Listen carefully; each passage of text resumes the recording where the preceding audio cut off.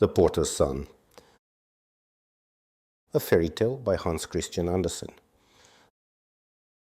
The general lived in the grand first floor, and the porter lived in the cellar. There was a great distance between the two families, the whole of the ground floor, and the difference in rank, but they lived in the same house, and both had a view of the street and of the courtyard. In the courtyard was a grass plot, on which grew a blooming acacia tree, when it was in bloom, and under this tree sat occasionally the finely dressed nurse, with the still more finely dressed child of the general, little Emily. Before them danced about barefoot the little son of the porter, with his great brown eyes and dark hair, and the little girl smiled at him, and stretched out her hands towards him. And when the general saw that, from the window, he would nod his head and cry, "Charming!" The general's lady, who was so young that she might very well have been her husband's daughter from an early marriage, never came to the window that looked upon the courtyard. She had given orders, though, that the boy might play his antics to amuse her child, but must never touch it.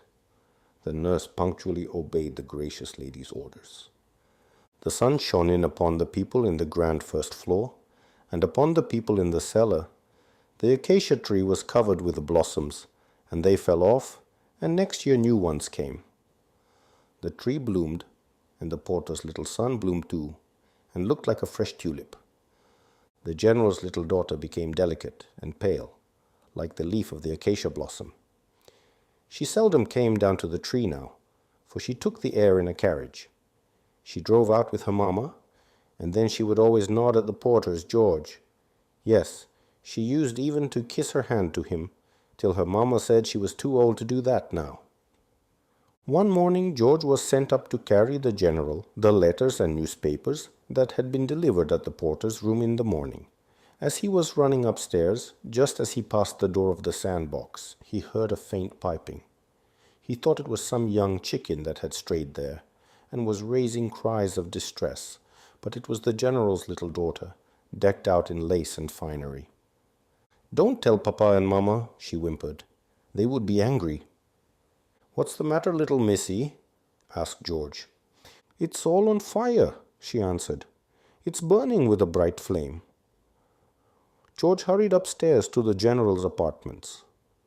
He opened the door of the nursery.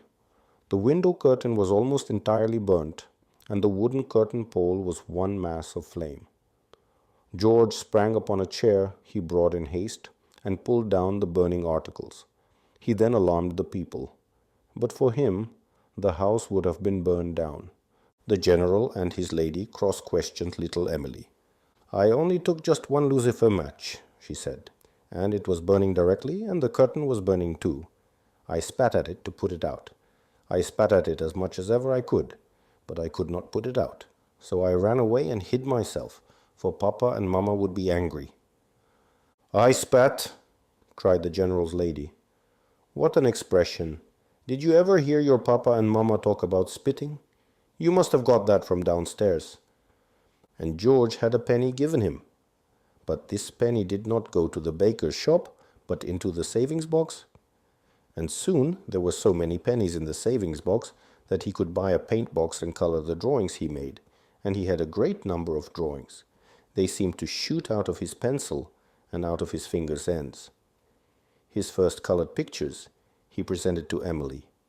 "Charming," said the general, and even the general's lady acknowledged that it was easy to see what the boy had meant to draw. "He has genius." Those were the words that were carried down into the cellar. The general and his gracious lady were grand people. They had 2 coats of arms on their carriage, a coat of arms for each of them, and the gracious lady had had this coat of arms embroidered on both sides of every bit of linen she had, and even on her nightcap and her dressing bag. One of the coats of arms, the one that belonged to her, was a very dear one. It had been bought for hard cash by her father, for he had not been born with it, nor had she. She had come into the world too early, 7 years before the coat of arms, and most people remembered this circumstance, but the family did not remember it. A man might well have a bee in his bonnet, when he had such a coat of arms to carry as that, let alone having to carry 2. And the general's wife had a bee in hers when she drove to the court ball, as stiff and as proud as you please. The general was old and grey, but he had a good seat on horseback, and he knew it, and he rode out every day with a groom behind him at a proper distance. When he came to a party, he looked somehow as if he were riding into the room upon his high horse, and he had orders too, such a number that no one would have believed it, but that was not his fault. As a young man, he had taken part in the great autumn reviews, which were held in those days. He had an anecdote that he told about those days, the only one he knew. A subaltern under his orders had cut off one of the princes and taken him prisoner, and the prince had been obliged to ride through the town with a little band of captured soldiers, himself a prisoner behind the general. This was an ever memorable event, and was always told over and over again every year by the general, who, moreover, always repeated the remarkable words he had used when he returned his sword to the prince. Those words were, "Only my subaltern could have taken your highness prisoner. I could never have done it." And the prince had replied, "You are incomparable." In a real war, the general had never taken part. When war came into the country, he had gone on a diplomatic career to foreign courts. He spoke the French language so fluently that he had almost forgotten his own. He could dance well, he could ride well, and orders grew on his coat in an astounding way. The sentries presented arms to him. One of the most beautiful girls presented arms to him, and became the general's lady, and in time they had a pretty, charming child, that seemed as if it had dropped from heaven. It was so pretty, and the porter's son danced before it in the courtyard as soon as it could understand it, and gave her all his colored pictures. And little Emily looked at them, and was pleased, and tore them to pieces. She was pretty and delicate indeed. "My little Roseleaf," cried the general's lady, "thou art born to wed a prince." The prince was already at the door, but they knew nothing of it. People don't see far beyond the threshold. "The day before yesterday our boy divided his bread and butter with her," said the porter's wife. "There was neither cheese nor meat upon it, but she liked it as well as if it had been roast beef. There would have been a fine noise if the general and his wife had seen the feast, but they did not see it. George had divided his bread and butter with little Emily, and he would have divided his heart with her, if it would have pleased her. He was a good boy, brisk and clever, and he went to the night school in the academy now to learn to draw properly. Little Emily was getting on with her education too, for she spoke French with her bonne and had a dancing master. "George will be confirmed at Easter," said the porter's wife, for George had got so far as this. "It would be the best thing now to make an apprentice of him," said his father. "It must be to some good calling, and then he would be out of the house." "He would have to sleep out of the house," said George's mother. "It is not easy to find a master who has room for him at night, and we shall have to provide him with clothes too. The little bit of eating that he wants can be managed for him, for he's quite happy with a few boiled potatoes, and he gets taught for nothing. Let the boy go his own way. You will say that he will be our joy some day, and the professor says so too." The confirmation suit was ready. The mother had worked it herself, but the tailor who did repairs had cut them out, and a capital cutter out he was. If he had had a better position and been able to keep a workshop and journeyman, the porter's wife said, he might have been a court tailor. The clothes were ready, and the candidate for confirmation was ready. On his confirmation day, George received a great pinchbeck watch from his godfather, the old ironmonger's shopman, the richest of his godfathers. The watch was an old and tried servant. It always went too fast. But that is better than to be lagging behind. That was a costly present. And from the general's apartment there arrived a hymn book bound in Morocco, sent by the little lady to whom George had given pictures. At the beginning of the book his name was written, and her name as his gracious patroness. These words had been written at the dictation of the general's lady, and the general had read the inscription and pronounced it charming. "That is really a great attention from a family of such position," said the porter's wife. And George was sent upstairs to show himself in his confirmation clothes with the hymn book in his hand. The general's lady was sitting very much wrapped up, and had the bad headache she always had when time hung heavy upon her hands. She looked at George very pleasantly, and wished him all prosperity, and that he might never have her headache. The general was walking about in his dressing gown. He had a cap with a long tassel on his head, and Russian boots with red tops on his feet. He walked 3 times up and down the room, absorbed in his own thoughts and recollections, and then stopped and said, "So little George is a confirmed Christian now. Be a good man and honor those in authority over you. Some day, when you are an old man, you can say that the general gave you this precept." That was a longer speech than the general was accustomed to make, and then he went back to his ruminations and looked very aristocratic. But of all that George heard and saw up there, little Miss Emily remained most clear in his thoughts. How graceful she was, how gentle and fluttering and pretty she looked. If she were to be drawn, it ought to be on a soap bubble. About her dress, about her yellow curled hair, there was a fragrance as of a fresh-blown rose, and to think that he had once divided his bread and butter with her, and that she had eaten it with enormous appetite, and nodded to him at every second mouthful. Did she remember anything about it? Yes, certainly, for she had given him the beautiful hymn book in remembrance of this. And when the first new moon in the first new year after this event came round, he took a piece of bread, a penny, and his hymn book, and went out into the open air, and opened the book to see what psalm he should turn up. It was a psalm of praise and thanksgiving. Then he opened the book again to see what would turn up for little Emily. He took great pains not to open the book in the place where the funeral hymns were, and yet he got one that referred to the grave and death. But then he thought this was not a thing in which one must believe.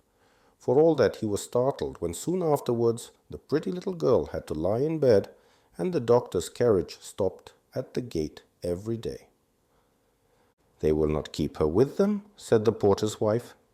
"The good God knows whom he will summon to himself." But they kept her after all, and George drew pictures and sent them to her. He drew the Tsar's palace, the old Kremlin at Moscow, just as it stood, with towers and cupolas, and these cupolas looked like gigantic green and gold cucumbers, at least in George's drawing. Little Emily was highly pleased, and consequently, when a week had elapsed, George sent her a few more pictures, all with buildings in them. For you see, she could imagine all sorts of things inside the windows and doors.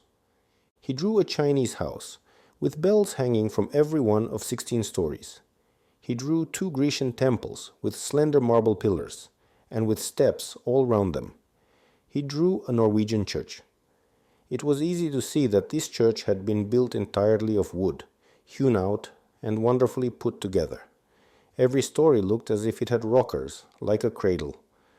But the most beautiful of all was the castle, drawn on one of the leaves, and which he called Emily's Castle. This was the kind of place in which she must live. That is what George had thought, and consequently he had put into this building whatever he thought most beautiful in all the others.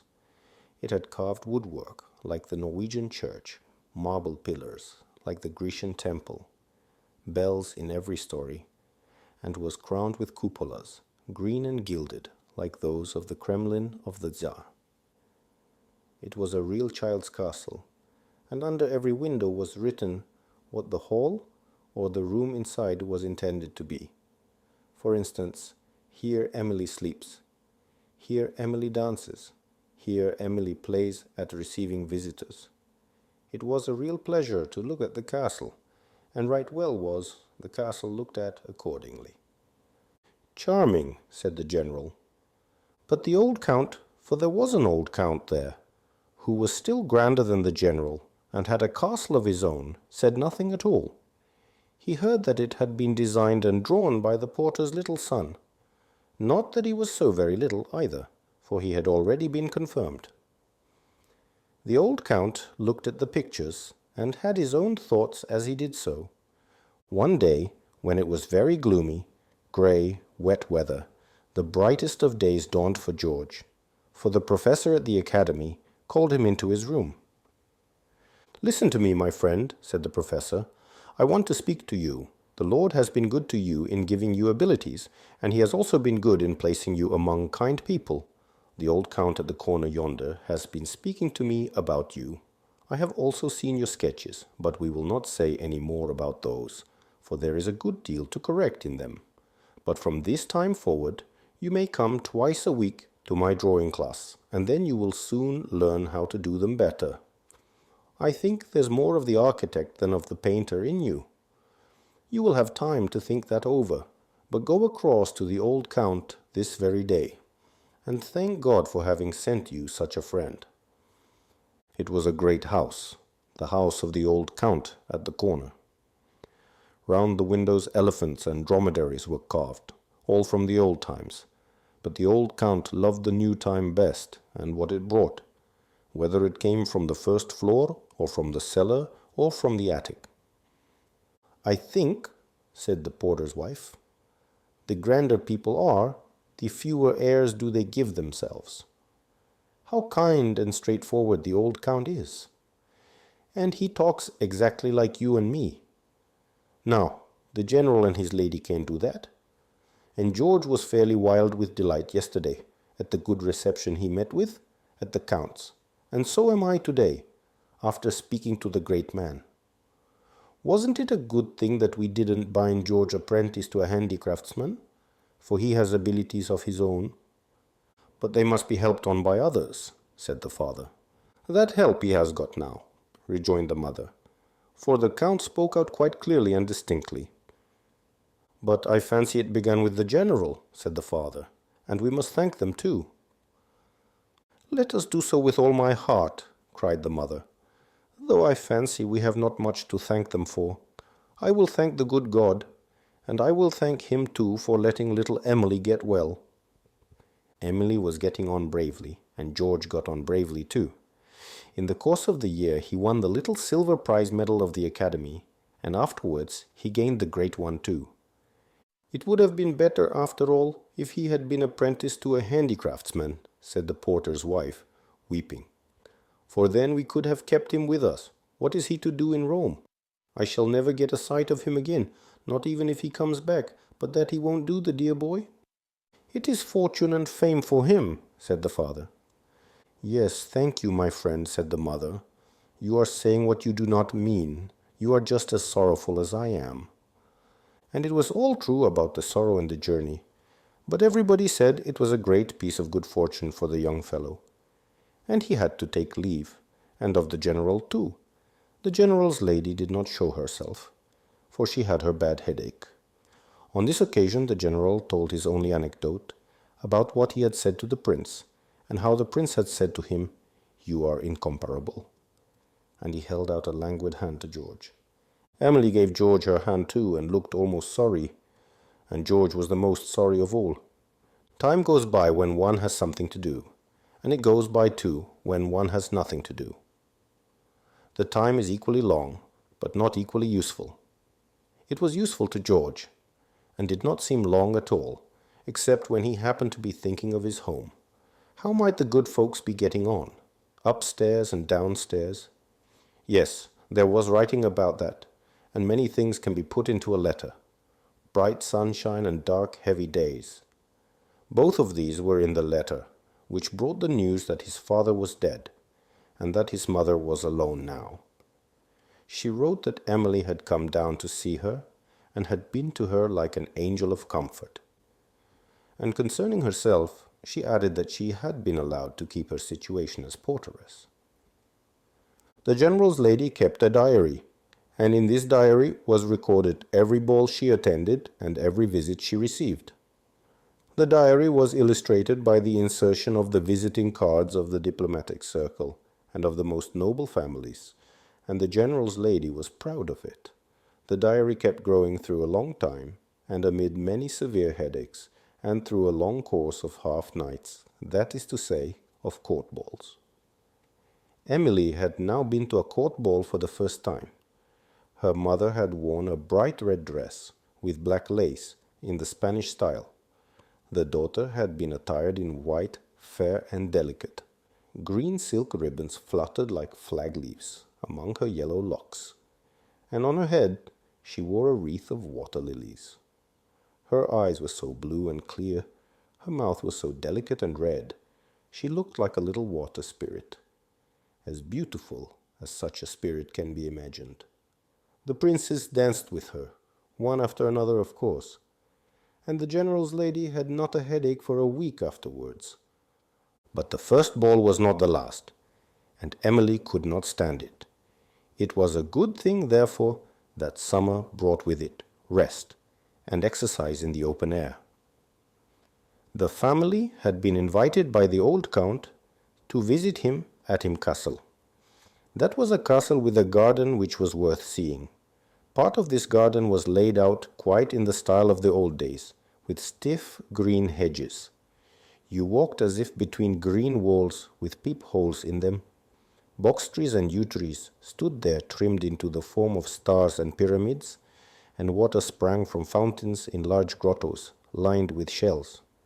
All around stood figures of the most beautiful stone that could be seen in their clothes as well as in their faces.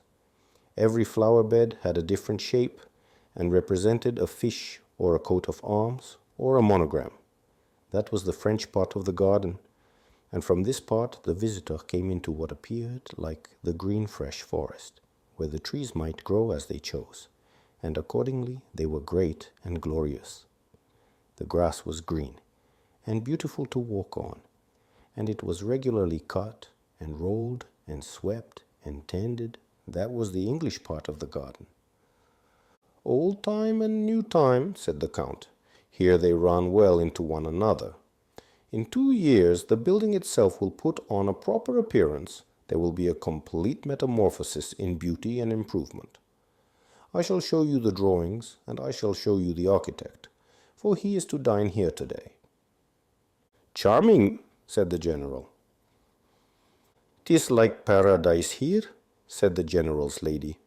And yonder you have a knight's castle. That's my poultry house, observed the count.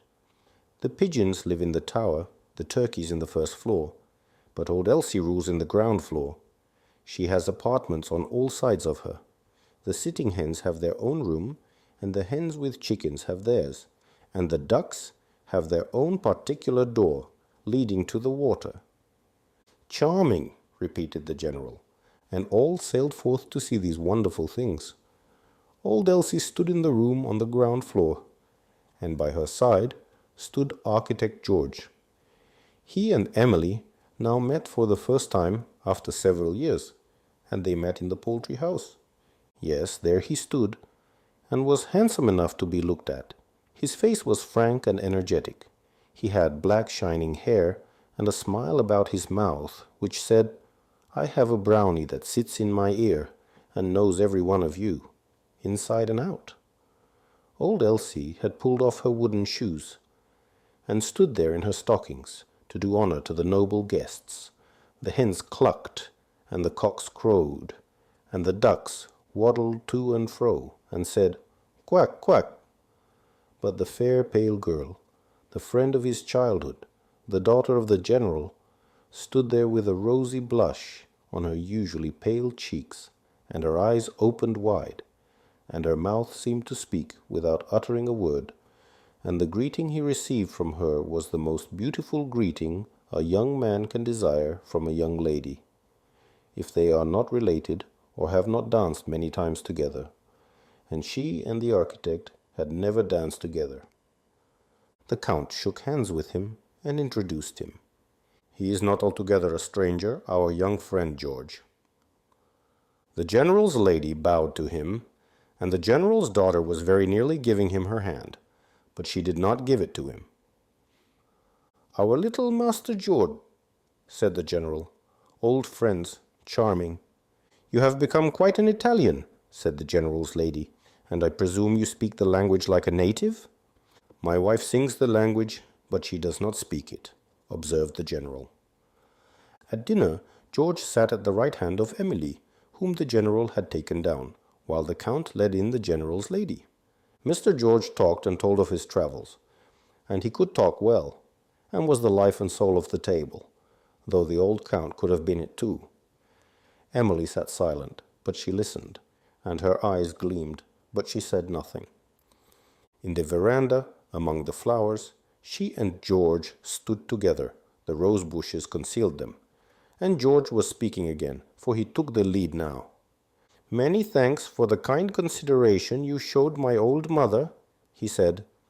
"I know that you went down to her on the night when my father died, and you stayed with her till his eyes were closed. My heartiest thanks." He took Emily's hand and kissed it. He might do so on such an occasion. She blushed deeply, but pressed his hand and looked at him with her dear blue eyes. "Your mother was a dear soul," she said. "How fond she was of her son, and she let me read all your letters, so that I almost believe I know you. How kind you were to me when I was little girl. You used to give me pictures." "Which you tore in two," said George. "No, I have still your drawing of the castle."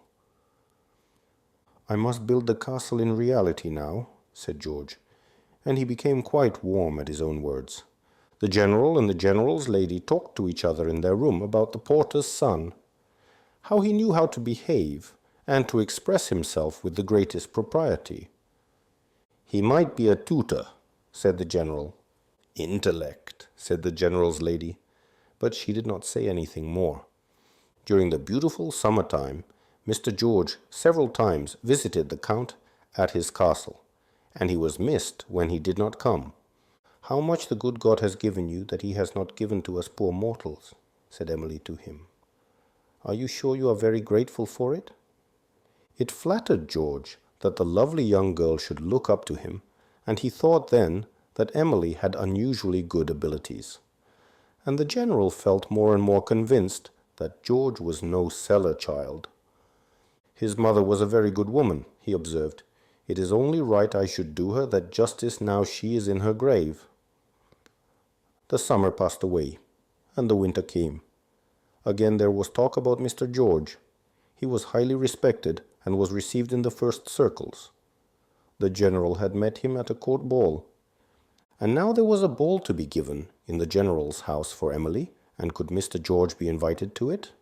"He whom the king invites can be invited by the general also," said the general, and drew himself up till he stood quite an inch higher than before.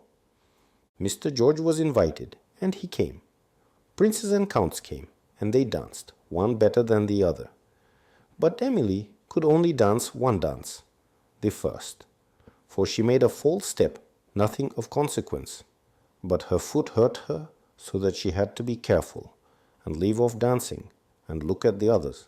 So she sat and looked on, and the architect stood by her side. "I suppose you are giving her the whole history of St. Peter's," said the general as he passed by, and smiled like the personification of patronage. With the same patronizing smile he received Mr. George a few days afterwards. The young man came, no doubt, to return thanks for the invitation to the ball. What else could it be? But indeed there was something else, something very astonishing and startling. He spoke words of sheer lunacy, so that the general could hardly believe his own ears. It was the height of rhodomontade, an offer, quite an inconceivable offer. Mr. George came to ask the hand of Emily in marriage. "Man!" cried the general, and his brain seemed to be boiling. "I don't understand you at all. What is it you say? What is it you want? I don't know you. Sir! Man! What possesses you to break into my house? And am I to stand here and listen to you?" He stepped backwards into his bedroom, locked the door behind him, and left Mr. George standing alone. George stood still for a few minutes, and then turned round and left the room. Emily was standing in the corridor. "My father has answered?" she said, and her voice trembled. George pressed her hand. "He has escaped me," he replied, "but a better time will come." There were tears in Emily's eyes, but in the young man's eyes shone courage and confidence, and the sun shone through the window and cast his beams on the pair and gave them his blessing. The general sat in his room, bursting hot. Yes, he was still boiling, until he boiled over in the exclamation, "Lunacy, Porter, madness!" Not an hour was over before the general's lady knew it out of the general's own mouth. She called Emily and remained alone with her. "You poor child," she said, "to insult you so? To insult us so? There are tears in your eyes too, but they become you well. You look beautiful in tears. You look as I looked on my wedding day. Weep on, my sweet Emily." "Yes, that I must," said Emily, "if you and my father do not say yes." "Child," screamed the general's lady, "you are ill. You are talking wildly, and I shall have a most terrible headache. Oh, what a misfortune is coming upon our house! Don't make your mother die, Emily, or you will have no mother."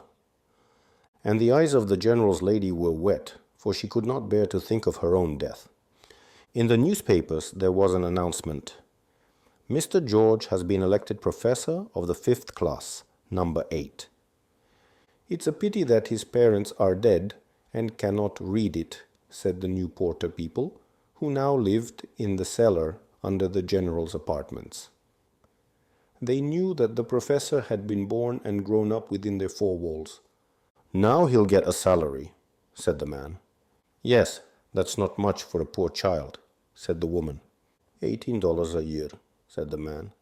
"Why, it's a good deal of money." "No, I mean the honor of it," replied the wife. "Do you think he cares for the money? Those few dollars he can earn 100 times over, and most likely he'll get a rich wife into the bargain. If we had children of our own, husband, our child should be an architect, and a professor too." George was spoken well of in the cellar, and he was spoken well of in the first floor.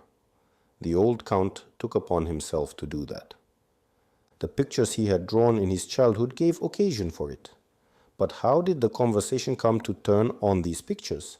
Why, they had been talking of Russia and of Moscow, and thus mention was made of the Kremlin, which little George had once drawn for Miss Emily. He had drawn many pictures, but the count especially remembered one, Emily's castle, where she was to sleep and to dance and to play at receiving guests. The professor was a true man, said the count, and would be a privy councillor before he died. It was not at all unlikely, and he might build a real castle for the young lady before that time came. Why not? "That was a strange jest," remarked the general's lady when the count had gone away. The general shook his head thoughtfully and went out for a ride with his groom behind him at a proper distance, and he sat more stiffly than ever on his high horse. It was Emily's birthday. Flowers, books, letters, and visiting cards came pouring in. The general's lady kissed her on the mouth, and the general kissed her on the forehead. They were affectionate parents, and they and Emily had to receive grand visitors, two of the princes. They talked of balls and theaters, of diplomatic missions, of the government of empires and nations, and then they spoke of talent, native talent, and so the discourse turned upon the young architect. "He is building up an immortality for himself," said one, "and he will certainly build his way into one of our first families." "One of our first families," repeated the general, and afterwards the general's lady. "What is meant by one of our first families?" "I know for whom it was intended," said the general's lady, "but I shall not say it. I don't think it. Heaven disposes, but I shall be astonished." "I am astonished also," said the general. "I haven't an idea in my head." and he fell into a reverie, waiting for ideas. There is a power, a nameless power, in the possession of favor from above, the favor of Providence, and this favor little George had. But we are forgetting the birthday. Emily's room was fragrant with flowers sent by male and female friends. On the table lay beautiful presents for greeting and remembrance. But none could come from George. None could come from him. But it was not necessary, for the whole house was full of remembrances of him. Even out of the ash bin the blossom of memory peeped forth, for Emily had sat whimpering there on the day when the window curtain caught fire, and George arrived in the character of fire engine. A glance out of the window, and the acacia tree reminded of the days of childhood.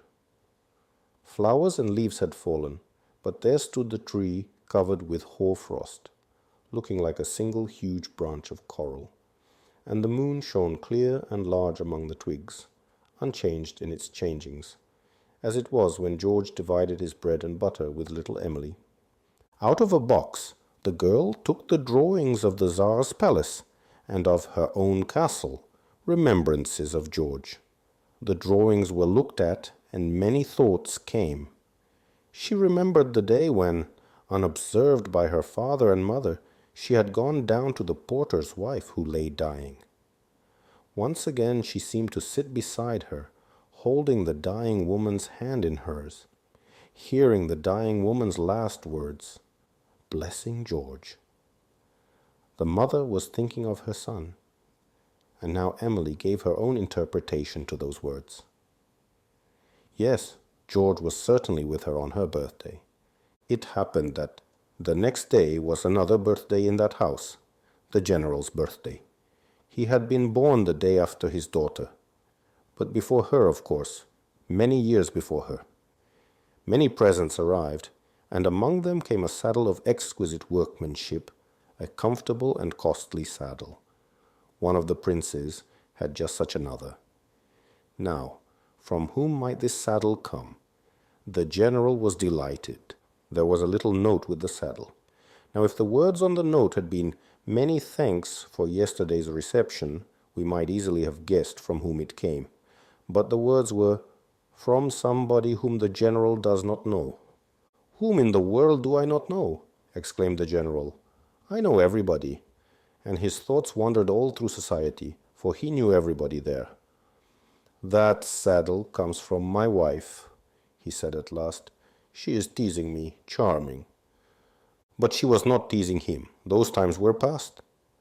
Again there was a feast, but it was not in the general's house. It was a fancy ball at the prince's, and masks were allowed too. The general went as Rubens in a Spanish costume, with a little ruff round his neck, a sword by his side, and a stately manner. The general's lady was Madame Rubens, in black velvet made high round the neck, exceedingly warm, and with a millstone round her neck in the shape of a great ruff, accurately dressed after a Dutch picture in the possession of the general, in which the hands were especially admired. They were just like the hands of the general's lady. Emily was Psyche. In white crepe and lace she was like a floating swan. She did not want wings at all. She only wore them as emblematic of Psyche. Brightness, splendor, light and flowers, wealth and taste appeared at the ball. There was so much to see that the beautiful hands of Madame Rubens made no sensation at all. A black domino, with an acacia blossom in his cap, danced with Psyche. "Who is that?" asked the general's lady. "His Royal Highness," replied the general. "I am quite sure of it. I knew him directly by the pressure of his hand." The general's lady doubted it. General Rubens had no doubts about it. He went up to the black domino and wrote the royal letters in the mask's hand. These were denied, but the mask gave him a hint.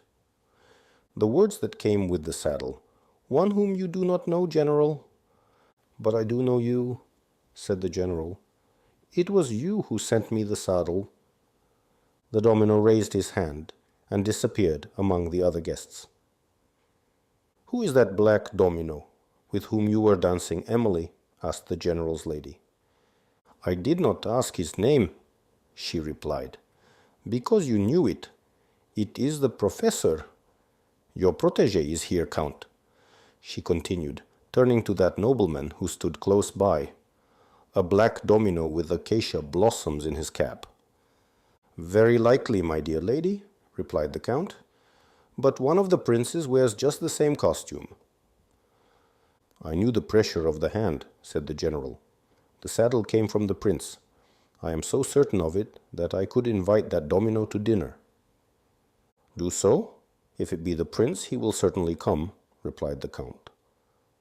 And if it is the other, he will not come, said the general, and approached the black domino, who was just speaking with the king. The general gave a very respectful invitation, that they might make each other's acquaintance, and he smiled in his certainty concerning the person he was inviting. He spoke loud and distinctly. The domino raised his mask, and it was George. Do you repeat your invitation, General? He asked. The general certainly seemed to grow an inch taller, assumed a more stately demeanor, and took 2 steps backward and 1 step forward, as if he were dancing a minuet, and then came as much gravity and expression into the face of the general as the general could contrive to infuse into it. But he replied, I never retract my words. You are invited, Professor. And he bowed with a glance at the king, who must have heard the whole dialogue.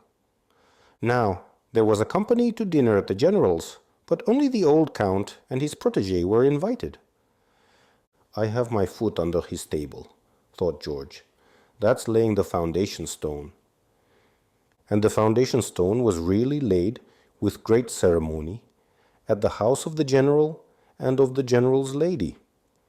The man had come and had spoken quite like a person in good society, and had made himself very agreeable, so that the general had often to repeat his charming.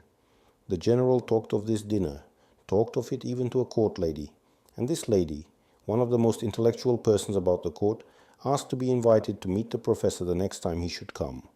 So he had to be invited again, and he was invited, and came, and was charming again. He could even play chess. He's not out of the cellar, said the general. He's quite a distinguished person. There are many distinguished persons of that kind, and it's no fault of his. The professor, who was received in the king's palace, might very well be received by the general, but that he could ever belong to the house was out of the question. Only the whole town was talking of it. He grew and grew. The dew of favor fell from above, so no one was surprised after all that he should become a privy councillor, and Emily a privy councillor's lady. Life is either a tragedy or a comedy, said the general. In tragedies they die, in comedies they marry one another. In this case they married, and they had 3 clever boys, but not all at once. The sweet children rode on their hobby horses through all the rooms when they came to see the grandparents, and the general also rode on his stick.